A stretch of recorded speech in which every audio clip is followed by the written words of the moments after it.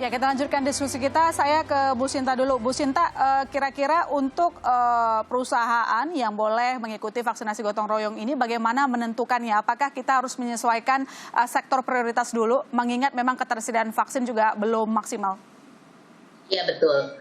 Jadi kan kalau kita lihat memang kalau yang mendaftar itu boleh terbuka siapa saja, PMA, PMDN, UKM pun bisa mendaftar. Tapi memang yang menjadi prioritas pada saat ini adalah yang seperti yang hari ini baru di-launch, itu industri manufaktur di Jabotabek. Jadi areanya zona merah, jadi Jabotabek dianggap oleh pemerintah ya termasuk dalam zona ini, jadi dahulukan termasuk industri manufakturnya. Jadi kami mendapatkan arahan atau guidelines dari pemerintah. Oke, berarti industri manufaktur yang ada di Jabodetabek dulu gitu ya. Selanjutnya nanti mungkin kita lihat sesuai perkembangan ketersediaan vaksinnya gitu ya, Bu Sinta. Ya betul, dan selain itu Mbak, kami juga untuk UKM, kami ada khusus sentra vaksinasi gotong royong untuk UKM, dan ini memang UKM juga kami dulukan supaya kan mereka sudah, bayangin aja UKM aja mau mengikuti gotong royong ya, berarti kan mereka juga kita harus berikan kesempatan. Iya, untuk menimbulkan kembali confidence mereka dalam berbisnis begitu. Saya ke Bu Nadia. Bu Nadia, kalau kita lihat kan kecepatan vaksinasi saat ini masih kurang. Tadi Presiden Joko Widodo juga ingatkan kembali bahwa kita masih jauh dari target. Nah, apa langkah strategi kita mempercepat vaksinasi selain adanya vaksin gotong royong yang baru ini?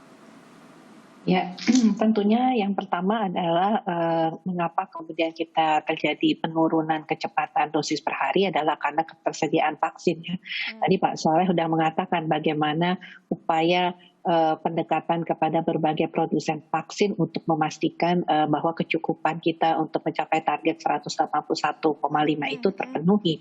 Karena walaupun sudah kadang-kadang sudah firm ordernya, tapi bisa saja kemudian terjadi perubahan sehingga meleset dari jadwal yang seharusnya. Dan ini yang tidak kita inginkan karena kita ingin menyelesaikan vaksinasi ini sampai dengan akhir Desember 2021. Dan tentunya karena saat ini di bulan Mei ini kemungkinan jumlah vaksin yang akan kita distribusikan itu bisa mencapai 20 juta dosis.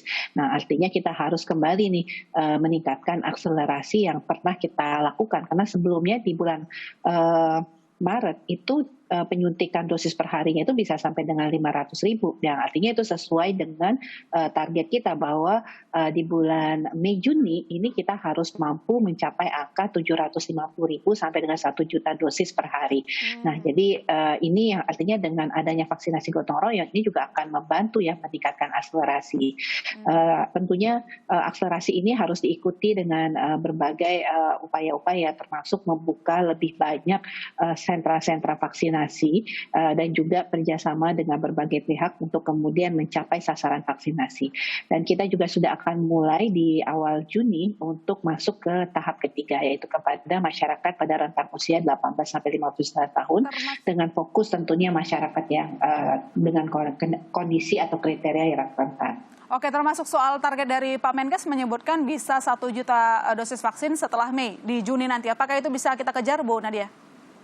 Ya, itu harus kita kejar karena kita kemarin sudah sempat sampai dengan 500.000. Nah, sekarang mungkin kita apalagi ya mengingat mengantisipasi adanya kemungkinan lonjakan kasus, mau tidak mau memang vaksinasi ini harus kita kejar untuk peningkatan dosis penyuntikan per harinya. Oke, saya sambung ke Pak Soleh kalau begitu. Pak Soleh tadi menyebutkan sejumlah strategi untuk mendapatkan tambahan kuota vaksin begitu. Nah, apakah khusus untuk gotong royong ini nanti semua pakai Sinopharm atau ada vaksin yang lain tengah didekati atau mungkin yang sekarang sudah kita gunakan tetapi tengah didekati minta ditambah kuotanya gitu? Ya, memang yang pertama kita juga mencari dari berbagai sumber ya, bukan hanya dari Sinopharm. Semuanya kita dekati, semuanya kita lobby ya, bukan hanya oleh Bio Farma, tapi oleh seluruh komponen bangsa ya. Tadi saya sebutkan dari Kemenlu, dari Kementerian BUMN, dari Kementerian Kesehatan, Marinvest, itu mendekati seluruh produsen vaksin tersebut dan mencoba mendapatkan komitmen supply dari mereka. Di saat yang sama, yang kita sudah punya hubungan dekat seperti dengan Sinopharm itu kita minta suplai lebih gitu, tolong ditambah deh gitu, 2 kali lipat, 3 kali lipat. Itu strategi yang kita lakukan. Apa respon mereka permintaan sampai 3 kali lipat tersebut? Ya, semuanya paham ya bahwa suplai vaksin itu sangat terbatas ya. Jadi ya, kita bersaing dengan berbagai negara untuk mendapatkannya.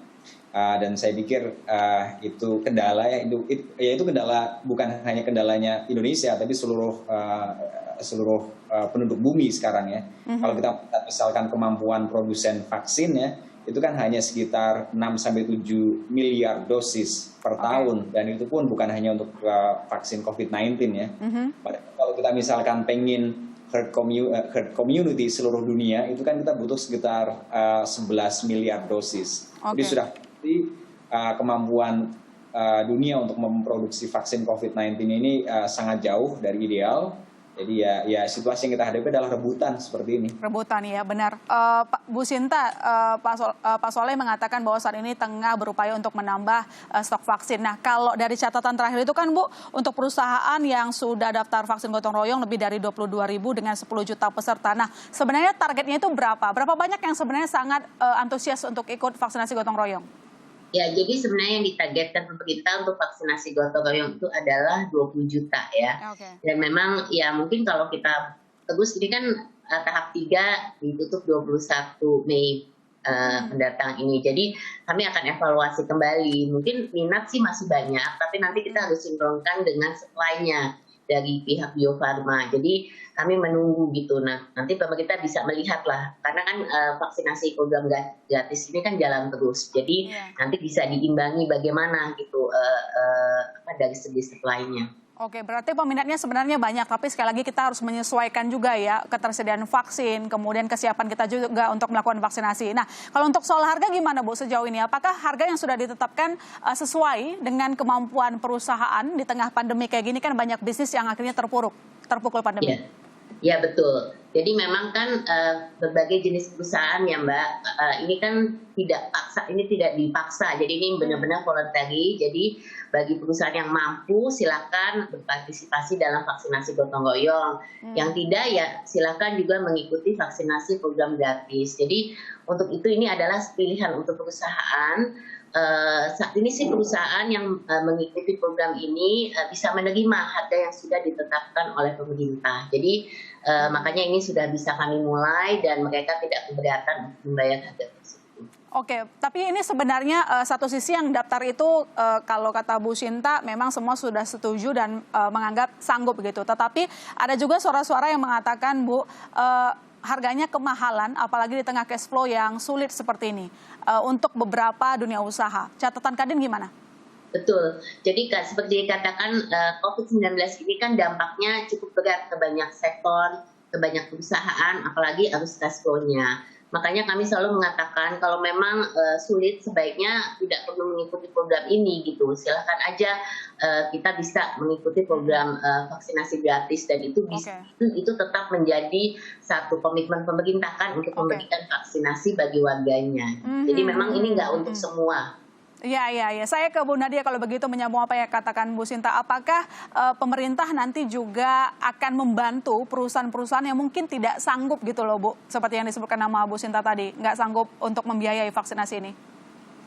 Ya, jadi saya rasa kita kembali lagi ya pada prinsipnya bahwa vaksinasi COVID-19 ini sesuai dengan apa yang disampaikan oleh Bapak Presiden, bahwa pelaksanaan dan pemberian vaksinasi COVID-19 ini adalah diberikan gratis kepada seluruh sasaran vaksinasi.